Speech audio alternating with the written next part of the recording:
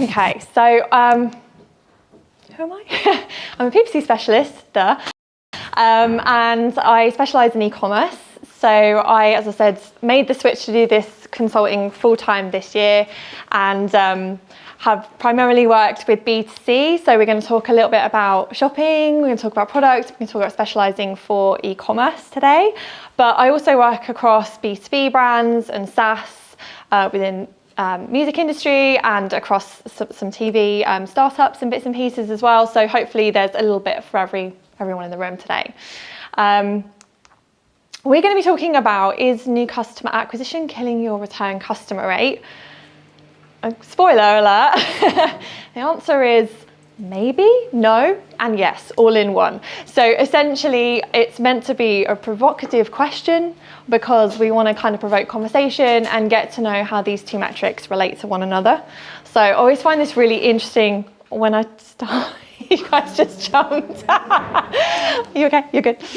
When I start working with a client to say, what would this team recommend? Like, would you say that your new customer acquisition strategy is impacting RCR or vice versa? And it just kind of gets the group talking. Essentially, I'm going to go a little bit back to basics and talk about some of those core KPIs, and then we're going to focus on some value-based bidding and how we can better set up our Google Ads. So, challenges. We've got increasing customer acquisition costs. I'm not going to teach you guys to suck eggs. We all know this is going on, but I do just want to focus on some of these core metrics. So essentially for anyone, I'm going to say CAC because it's just easier. So that's what I mean. Customer acquisition costs, your total marketing expenses divided by the amount of customers that you acquired, is on the rise, because if we think about all the expenses that go into this metric, there's a hell of a lot of operational costs, personnel that have been impacted in sort of macroeconomic climate.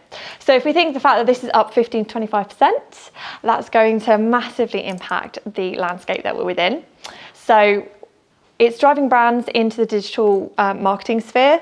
So instead of going into traditional marketing avenues, they're coming over into digital. So we've got massive ad saturation for consumers. We're going to have to do so much better when we're trying to acquire new customers with the content types that we're serving.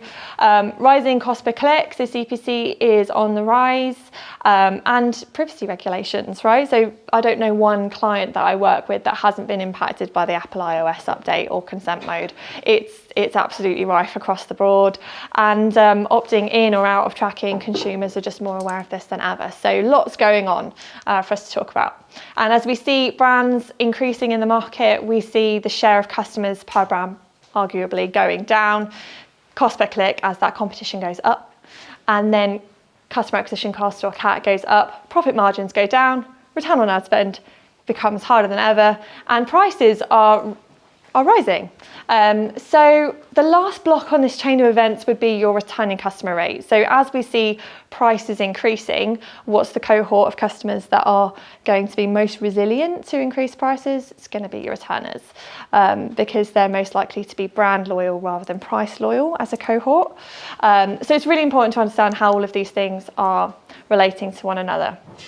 On the previous slide, I said return on ad spend is down. Obviously, we're hoping that's not the case for all the accounts that we're looking at, but for this argument, we're going to say that it is. So for anyone that's new for this metrics, we've got the revenue of our ads divided by the costs. And arguably, I'd say that this is the most important metric that we will talk about when we look at working with our accounts and with the commercial teams that we report into.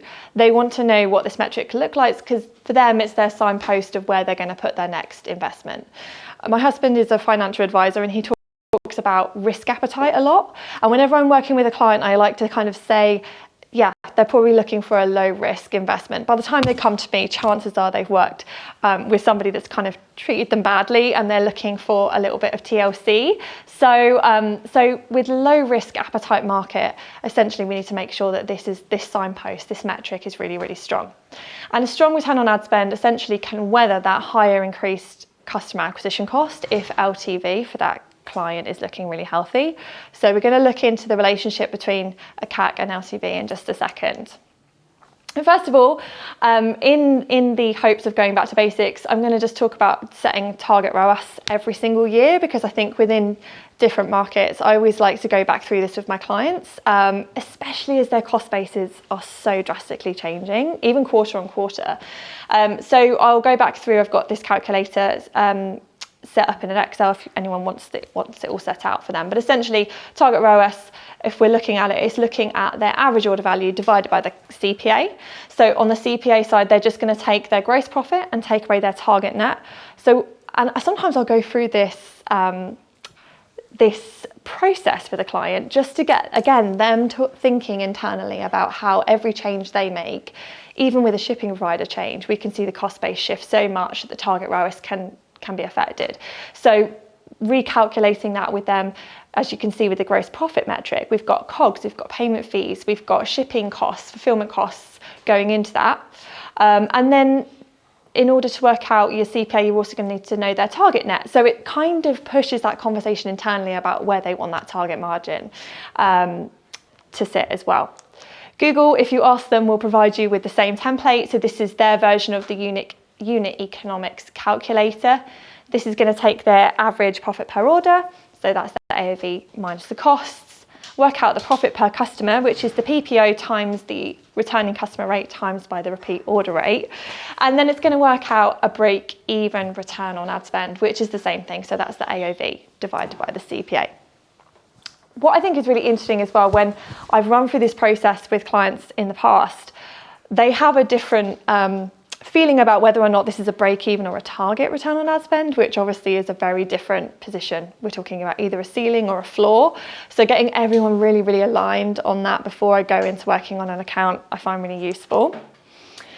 And then, yeah, as I said, the return on ad spend piece can really, really be weathered so much better when we've got a really strong LTV. So I'm going to run through an example here with an emoticon I've named Bob. For anyone here that is called Bob, I don't know why I picked that name, but essentially this is Bob.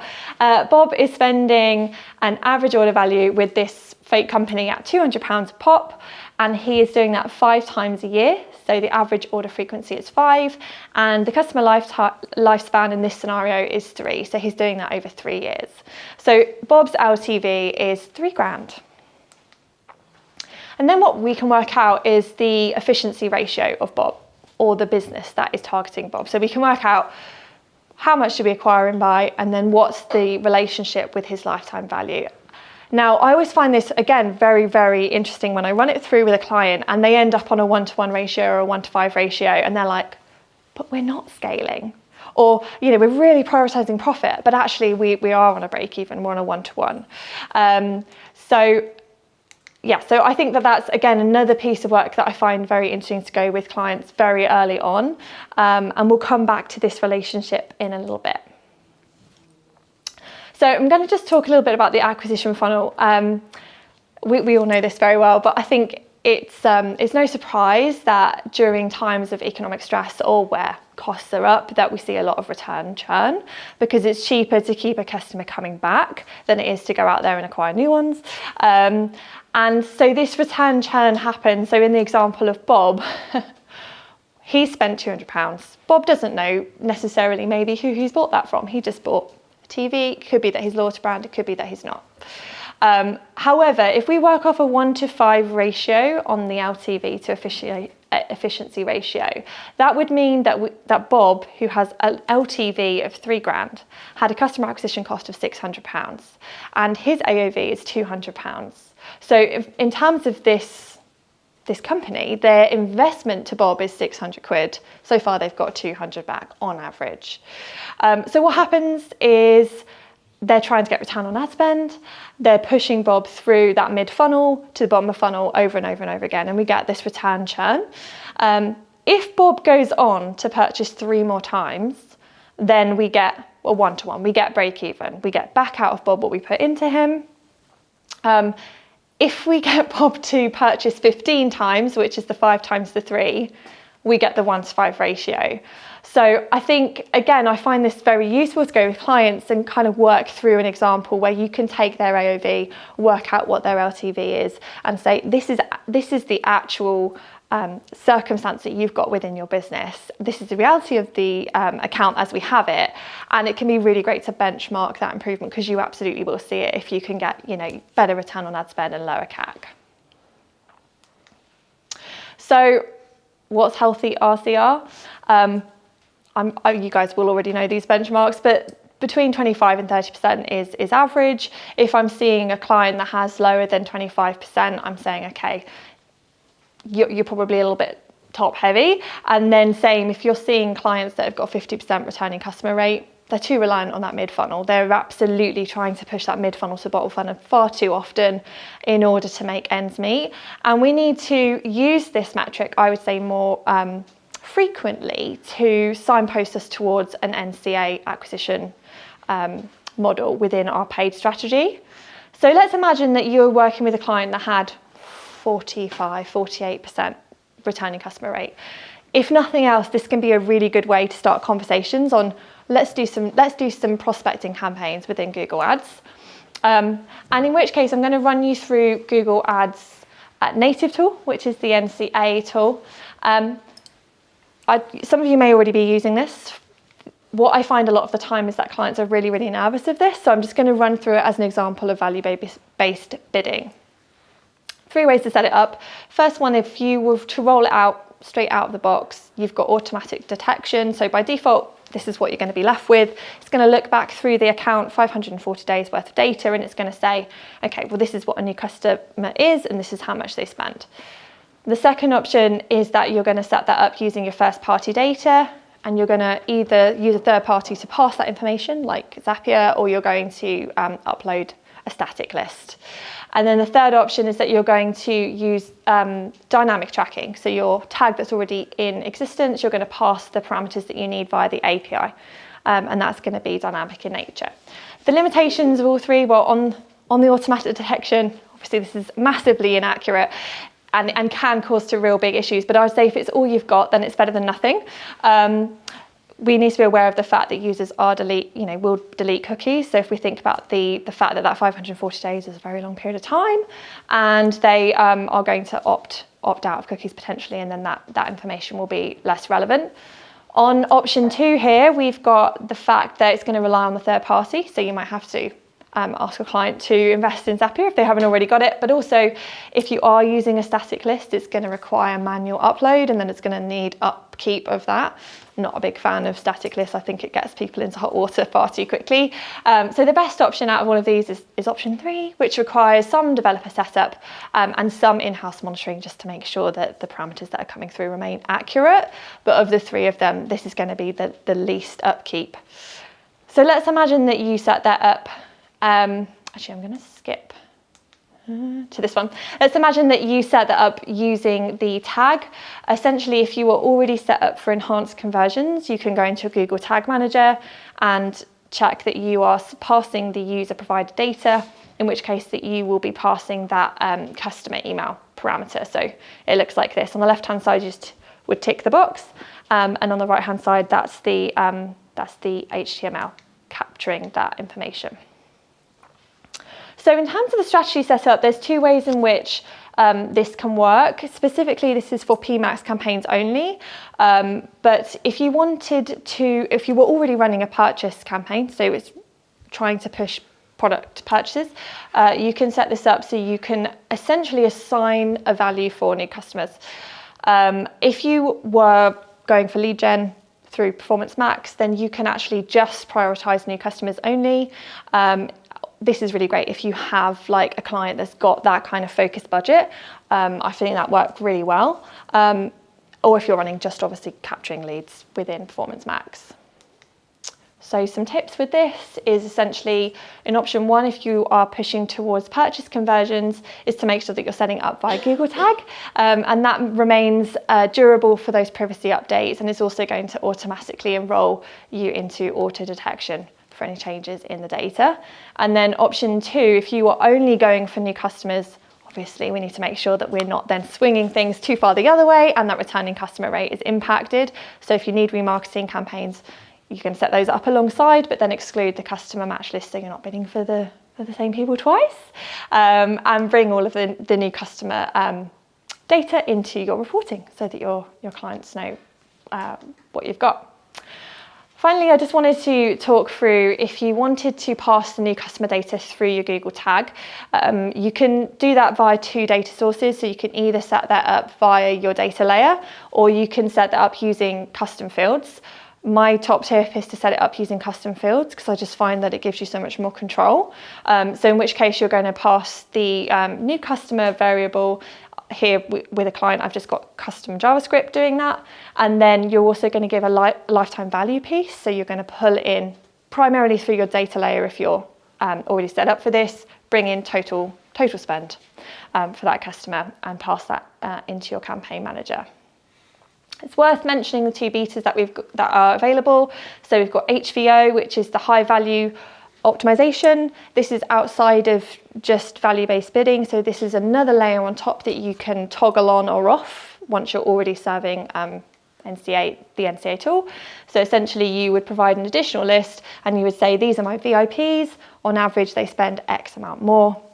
And also the win back and retention mode. So win back is the same thing, but the opposite way. These are my lapsed customers. So against my LTV model, these are the ones that have the customer lifespan and they haven't, their AOF hasn't occurred as frequently as I was expecting, therefore they're lapsed. I'm going to upload that static list and then again toggle this on so that Google can use their tool to optimize towards winning them back. Google says that if we were to use this tool, we obviously would need to be using Performance Max. So we would upgrade from Smart Shopping and they would say that we would see a 25% uplift in conversion value. I would say that standard shopping still has its place and I will often run that alongside things like this, but I think only you know your client and only your client knows what its paid strategy needs to deliver. So absolutely use your intuition. And it's also saying that new customers will be better optimized if we use all of our asset types. Well, again, we know that feed only can be really effective in terms of NCA. So for Performance Max, again, I would say use your initiative, but there's supposedly a 13% uplift in new customers. And then finally, if you do adopt the NCA bidding, 12% uplift in conversions overall. Take it with a pinch of salt. I definitely think, going back to the piece on experimentation, I think the data speaks for itself, so go away and run the tests. But it's nice to know that there's definitely, that I've seen some positive results that I would say would be akin to these metrics. Dangers and limitations. So the biggest one, there's lots to talk about here, but I would say probably the biggest one is this selection effect versus ad effect, which comes into the brand that you're working with. So essentially the selection effect would be, these are people that would have purchased from the brand anyway. And then the ad effect is the ad drove the purchase. So the tool that you used and the value that you placed against that customer did its work. Consider the business that you're working with. So as Tom said, if they've got really, really great organic rank, if your business awareness is really, really strong, chances are that the selection effect is not going to be impacted. Same with high value purchases. If you've got a really long consideration phase, I think maybe not so much with TVs actually. I was going to say TVs, but my husband tends to buy TVs quite quickly. Cars, what about with cars, right? So we're shopping around, we're looking at lots of different brands. So that's probably not a good example anyway. Something that's high value, right? We're gonna try and find the best deal. So chances are that one single ad being at the right price on the feed at the right time isn't going to force me into that purchase, into that conversion, and I'm going to do my homework anyway. It might drive the click, but I would argue that wouldn't be an ad effect. So these are things to be aware of in your reporting, that it can be really, really skewed and say, yeah, your value-based bidding using this NCA native Google tool has done a really great job. But we know that there's more to the story. So I'd say absolutely drilling down into the granular data will be really, really key. I just want to talk about NCA outside of tool, and I'm glad that actually every single one of our speakers has spoken about propensity modelling. But essentially, I've seen this work incredibly well, and I think if you have an ad solution architect or data science teams that can set this up for you, it can be really, really effective. It's essentially value-based bidding, which alleviates wasted spend, increases your qualified traffic, but it's outside of the native UI. So what it would do is it's going to score the customers based on the behavior that they're doing, and then you're going to know that that behavior is worth that much value. And you're going to set that value just in the same way that you would inside the Google NCA tool, but you're going to do it outside, and then you're going to pass the data. We use something called TensorFlow to do the machine learning part of this. But essentially you're going to pass the data, so you're going to score it in your data layer, you're going to pass that into a data warehouse, and then using like BigQuery, you're going to pass that through the API and back into the campaign manager to bid more effectively for the customers that you think are the most value to your business. It's really worth noting that you don't want to send all the data. I've seen this go really, really wrong before. So you definitely work with somebody who's worked on a project like this, is qualified and has the experience. So, I've recommended if you see a conversion rate of 5% on your website, send 5% of the data that you're getting of these people that are your VIPs through, and then you'll get the right level of aggression when Google goes after them. And so too, in the native tool, if you set a really, really high value to those customers, it's just going to go so much more aggressively than you want it to. So to some regard, you can set that value to the aggression that you want to go after, and then use the experimentation to check you've got it right. I would definitely say in terms of the offline conversion data, if you're working with a client that has that, absolutely use that Google Click ID and send that back into your campaign manager via the API. You can do that all in one neat package. So the roadmap in terms of how these metrics are working with each other and how we can kind of hopefully set ourselves up and our clients for success is to work out with your client how much have they got to play with. And I would urge any of you to recalculate your target ROAS. I know, again, it sounds like back to basics approach, but it can be really effective with getting them back on track. And then through that, you can set up your VBB campaign, or your project, so you can say, okay, we've got extra budget of X amount, so we're going to set that aside and that's going to go over there, and start those conversations. And then we can work out what's up for grabs. So let's imagine all of that went incredibly well. Of course it's going to. What's up for grabs? So what are we going after? Better AOVs across certain cohorts? Are we going after certain behavior points? What does success look like for this particular client? And then set the values accordingly. And then finally, working out how out of shape is the client. So prioritizing the campaigns, obviously, that are furthest away from the target. And you can rework the piece around the efficiency ratio and set the scale relevant to how quickly they want to either go from a 1:5 ratio or a 1:1 ratio, go more aggressive so that they're happy to break even, or not, and they want to be more profitable. And then obviously monitor the results. That's a no-brainer.